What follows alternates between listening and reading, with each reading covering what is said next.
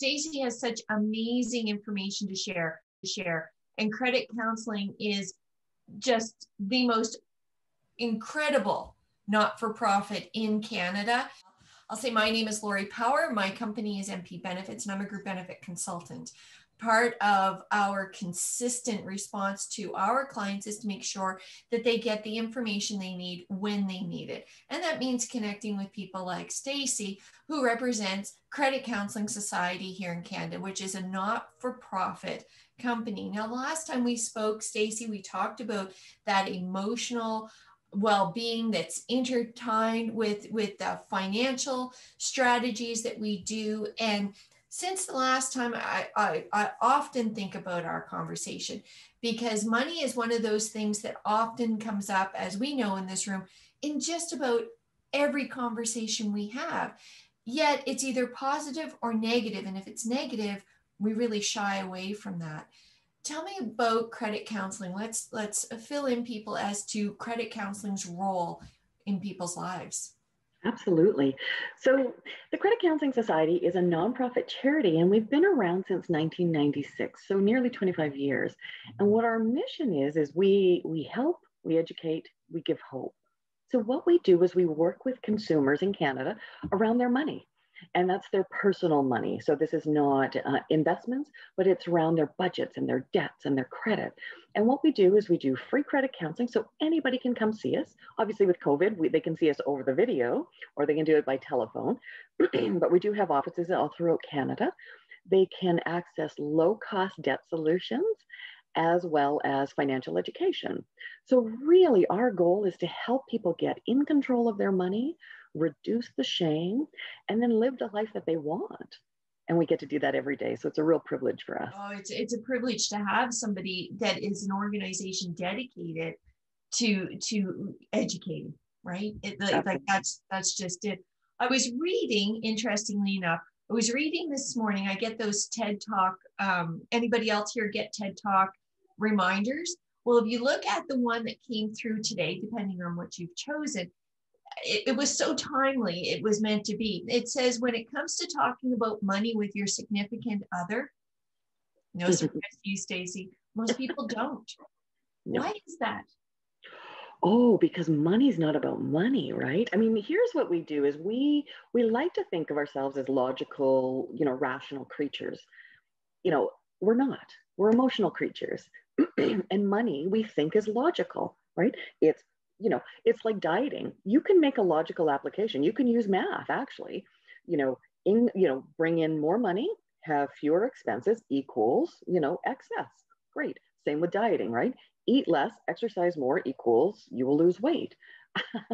But that's not the case, is it? I mean, we all know, and I say that as another woman, that's not the case because it's not logical.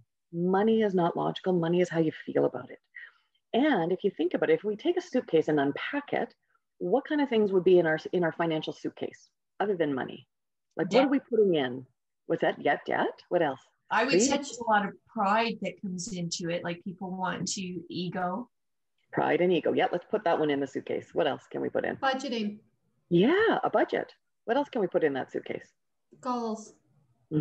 Your goals, right?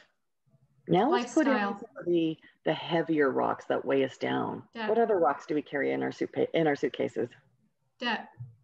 Debt? Yeah, that's right. What else? Obligations. Be trying to keep up with the Joneses, so to speak. Yeah. And then, we've got our pride and our ego, of course. We've also got fear. We have a lack of knowledge that we put in, and those are heavy rocks, right? We may have a lack of confidence. We don't feel confident. We don't necessarily know which decision to make. And let's not forget, we have our parents, right? I've got my mom's voice, so let's put another rock I'll put it in my backpack, right? And then I have my dad's voice on how he handled money. Those are two different voices. And I'm married to, a really great guy, but he has his own suit or his own backpack, right? And his own suit or his own rocks in there, how his family was raised. Plus I put in my money values and my beliefs and all the things that are important to me, right? And so you can appreciate that I've got a really heavy backpack And my partner has also his, well, he's a dude. So he's got his own, backpack, and they're both really heavy. Now, here we are on this path trying to figure it out together, but our backpacks are like causing, blisters and stuff. And so it's easier sometimes if we just don't talk about it. Yeah. Right? Because if we talk about it, we have to get under the surface. What's that? What would be the same too if your own parents never spoke about it? Absolutely. We learn by the best, right? I do this exercise when I teach in person, and I get people to stand up, and then I offer them 3 questions that they can sit down to. The first is, do you believe you were born with money management talent? So raise your hand if you think you were. I wasn't. Yeah. I'm like, Lori, yeah, avoid eye contact. Okay, I certainly wasn't. Okay, number 2, did you have parents who taught you how to manage your money growing up? Yeah, avoid eye contact, right? Like I didn't. My parents, but what's interesting though, is that some parents are very overt about their money lessons to their kids, and some parents are not, but there's still lessons. I learned, even though my family doesn't talk about money, is that we don't talk about it, and there's a whole lot of shame and tension around it.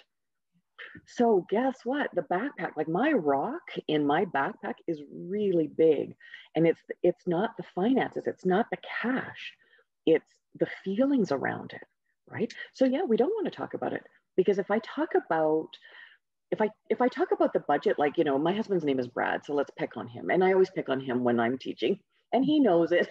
But let's just say, it's easy to have a conversation with Brad to say, you spent this, or you did this, or why did you do that? But what I'm not getting to is the under the surface, right? What value are you meeting?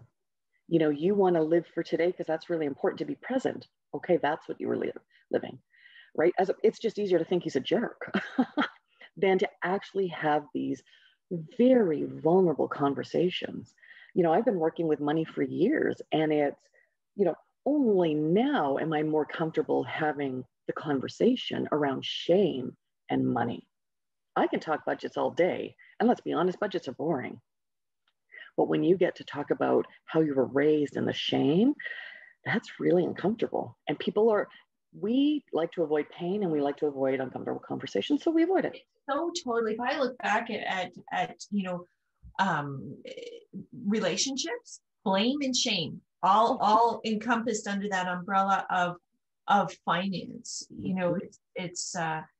It's really there. One thing that hit me after our conversation, Stacey, in the summer, the early fall, and hopefully they won't be watching this, but with my own folks, a lot of stuff is they don't, and then they're representative, and I know Margaret and Marlene, and I know people like this too, people who don't purchase life insurance because they don't want somebody to get rich off their death, right? There is that thought pattern in there. But in that, there's also I'm not going to save for tomorrow because I believe tomorrow will not come. Oh, yes. Huge. So there's no obligation for them to do anything. So when you say, that live for today, that could be one of those teaching rocks that is in the backpack. Well, and here's what's interesting is, let's just pull genetics into it. We are not genetically or evolutionarily meant to save. Let's pretend we are a tribe, the 5 of us, right? It is in my best interest to share with the group, because the group will share with me, right? I will literally die if I'm on my own or if the group kicks me out. So it's actually, evolutionarily, like it goes against the grain to hoard and protect and save. We are meant to be, we're pack animals. We are meant to be a community and share and in each other's wealth, right? So you can see, I did some research, and I found that 15 to 17% of consumers are natural savers. That's not a lot. That's less than, that means over 85% or 80% of us are spenders. We don't like to save, right? So we're actually fighting the grain. And then if you think about, let's use psychology. If you think about your future self, there's no shape around that future self, right? You can imagine it, but it's not there. But my present self is right here, and my needs to get groceries or save for my kids' education or do this or do that is so much more present than this, I'm going to use the words that you use, this grayscaled version of myself that really has not a lot of color. I don't know what she's going to do. you know what, let's be honest, I could, hopefully, knock on wood, this doesn't happen, but I could get hit by, you know, the lotto or the bus. Oh, the lotto I'm okay with. But, you know, we don't live for our future. We live for today. And so life and how insurance. often do we cross that bridge when we come to it? But sometimes you can't pay the toll to get across that bridge. That's right.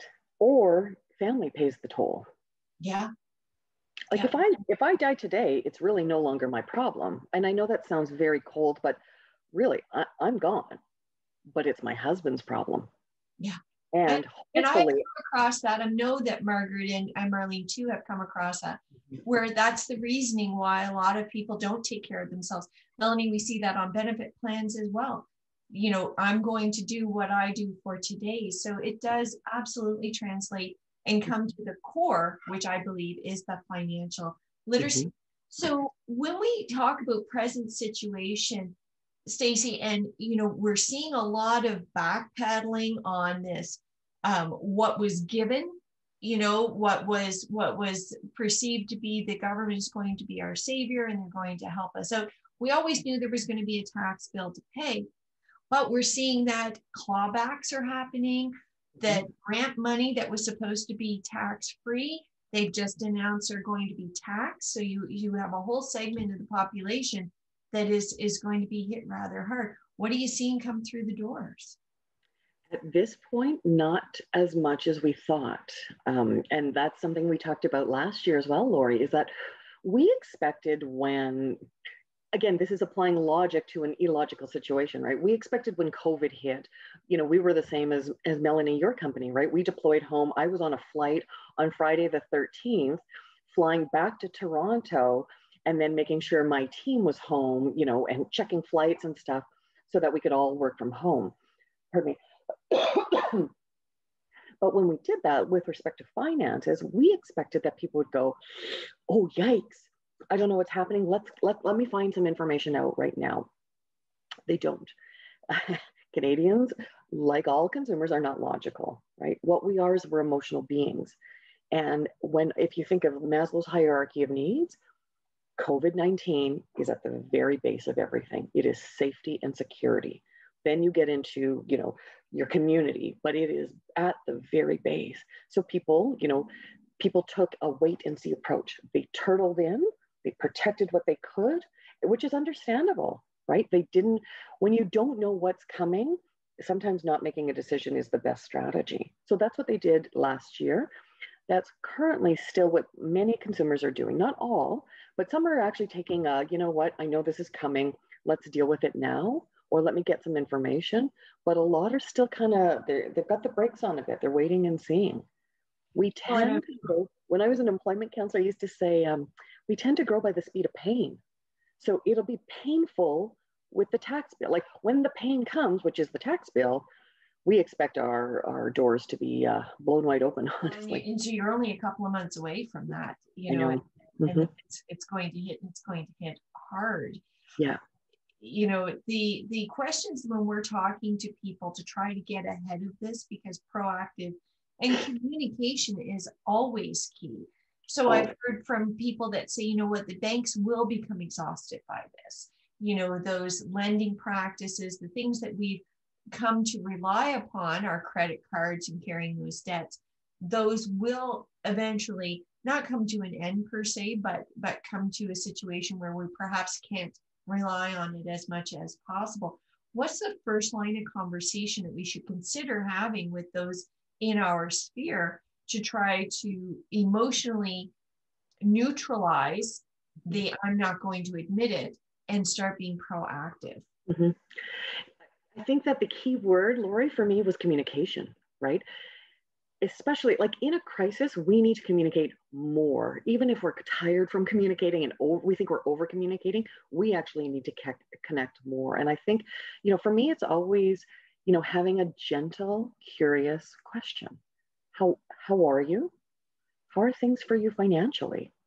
You're going to be able to see now if you have video, if you have access to video or in person, depending on where you are in the world, in the country, and the lockdowns, you can start to see very quickly physical signs, or you can hear it with the voice. If you can't see somebody, then what you want to do is listen in. or like, that sigh of stress that, oh, things are tough. And then if you're comfortable, you can ask, do you want to tell me a bit more? What ends up happening is that I know for me, when I'm stressed about something, the problem, I'm not using my logical head, right? My frontal cortex is decided to go into neutral, and I'm in my alligator brain, my limbic system, and it's fight, flight, or freeze, and I'm panicking when I'm scared, right? And what I do, because I'm really creative, is I create really big stories in my head about how bad it is and catastrophic, and the world's going to come to a complete end because of this. When I talk to somebody that actually has no vested interest in this, so if I call Lori, who's my friend or who's my credit counselor or my benefits person or whomever, and she just says, how you doing? How are things financially? Like, it's been rough for everybody. And I go, I just barf it all out, crying and it's not the pretty cry. It's not the dainty Hollywood cry. It's like, Alice Cooper, mascara everywhere. It's the ugly cry. Yeah. But then what happens is, by taking some of the emotion out, by actually releasing it, it takes it down a bit. And then Lori, my benefits person, can say, you know what? It sounds like you maybe need to talk to someone. Yeah. I have someone for you. I know this person and I know they can help, and here's how. Or, you know what? Wow, that's really big. I don't think I'm your person to help you, but let me link you up to someone who can. That goes to our conversation we had in the fall about understanding the need for empathy, but not sympathy. Yeah. Right. Yeah. Sympathy doesn't serve anybody, right? Like, granted, I expect my husband to feel sorry for me when I pull a hangnail and it's bleeding and it's got a pulse, right? Like, I want sympathy for that bad girl.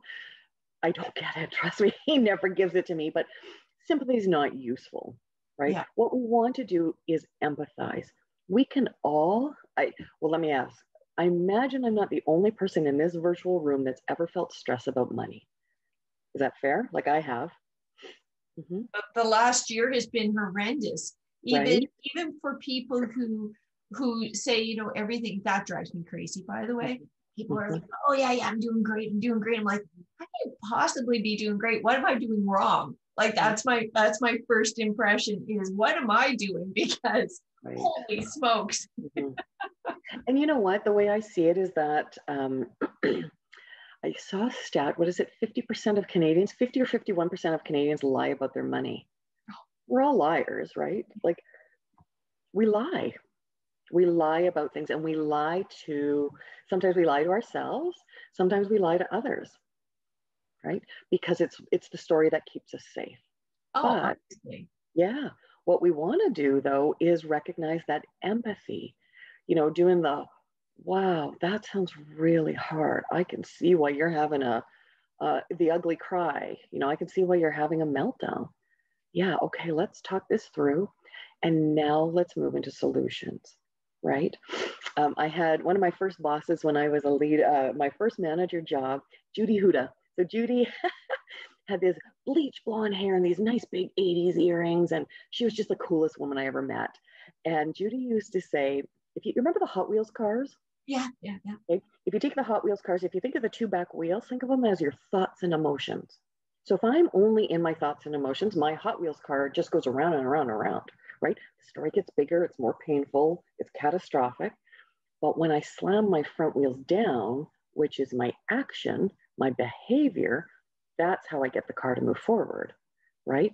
So by you actually supporting me, by listening to me and going, instead of saying, well, suck it up, sister, or like, wow, that's too bad. I'm great. I've saved, I've paid off all my debt. Thank you. And delete. Yeah. Lori and I were talking about the hook that closes up and pulls you out of the room, right? Right? Instead of saying that, it's, wow, that's really big.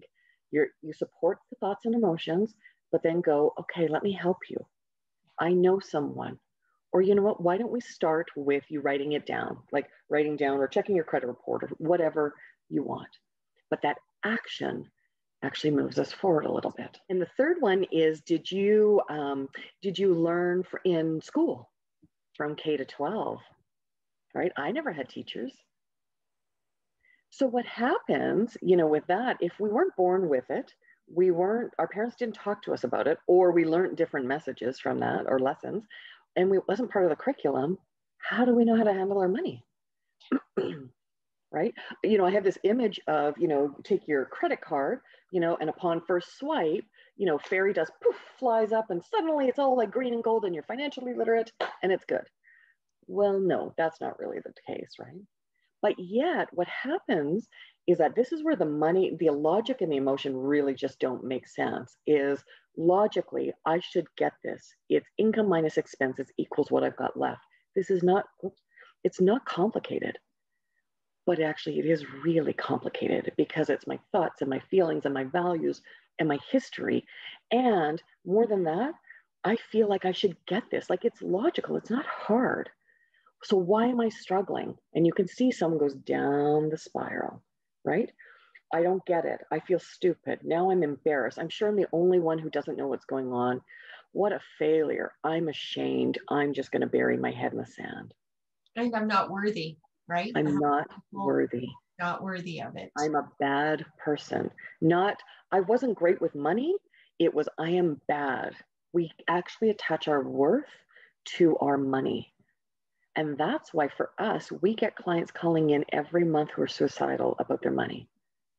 I once was asked, because I do suicide intervention, I was asked to come in on a chat. It was a live chat. And it was a client that wanted to know if his life insurance policy would cover his family and his debts if he committed suicide. So I'm just like, my heart is pounding in this chat and we're going through it. And he disclosed, how much debt do you think he had that he was considering his life? 36,000. Okay. Anybody else? Margaret? How much do you think? 70,000. 70? 70? Okay. Melanie, your guess? Just keep going up, I guess. 100,000. Laura, you want to get a yeah, guess in? that would be my, my instinct to the story says it must have been low, and then we'll judge him on that, of course.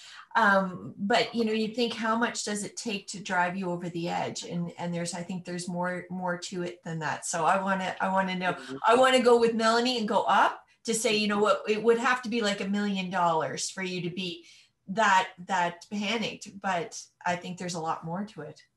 $5,000. How much?